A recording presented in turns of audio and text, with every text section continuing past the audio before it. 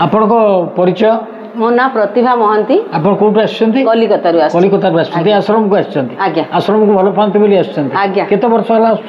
आज्ञा मु 2010 रु 10 मसीह अनवरत भाव आज्ञा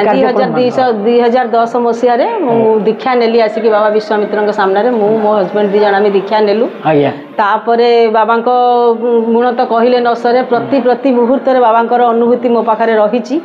माने से कहले दिन सरीजीव किंतु बहुत कम सूक्ष्म भाव में कहि गोटे दुटा बहुत बड़ अनुभूति तापरे 2010-2011 मसीह मो स्वामी बहुत बड़ ये रोग है तो से बाबा आशीर्वाद से भल हेले तापरे मु एते ये अभिभूत हो गली मुझे मत सबुआड़े केवल मोर आत्माराम बाबा छड़ा आउ कहीं ये नहीं जेकोसी मुहूर्त मु बाबा को डाके बाबा को पाए एमती कि जो उपकृत हो मो पाख पड़ोसी बंगाली भाई भौणी मानक भी मुझे कहवा द्वारा से भी एते उपकृत हेले जड़े आसिले तापर आउ जड़े आसिले एबे आमर कम करके 50 जन गुरु भाई हो सारे कलिकतार आमर से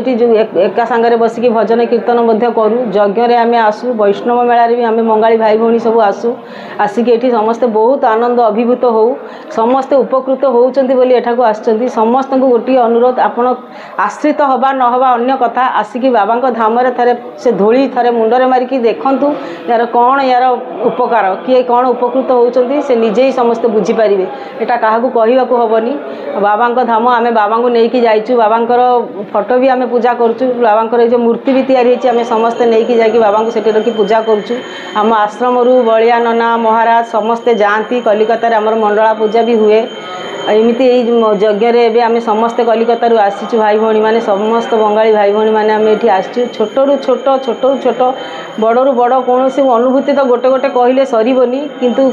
बहुत बहुत अनुभूति अच्छी बाबा ना ही आम पाखे यथेष्ट मैं समस्त को अनुरोध समस्ते आसतु आश्रम को आश्रम देखु आश्रम कौन अच्छी ये आसिले आम भूली जाऊ आम घर द्वार अच्छी कि आमर आ संसार अच्छी लगे ये आमर सबकि ये लगे आमर निज घर निज परिवार ना ये बाधा विघ्न किसी अच्छी निज इच्छा जी जो रहा खाइला पीला कहारी बाधा बंधन किसी ना आराम से शांति ये आसू वर्षे थे दी थर आम आसू केवल शांति पुंजाए अंचल शांति की लेकिन जाऊ शांति आशीर्वाद छड़ा ये कि ना शांति शांति शांति ओम शांति मो गुरु बाबा श्रीचरण में केवल शांतिर झरणा बहुत शांति लाभ कर शांति ये शांति का आम बहुत बड़ा आशा नहीं कि आसू आम समस्त आशा आज्ञा पूरण हुए।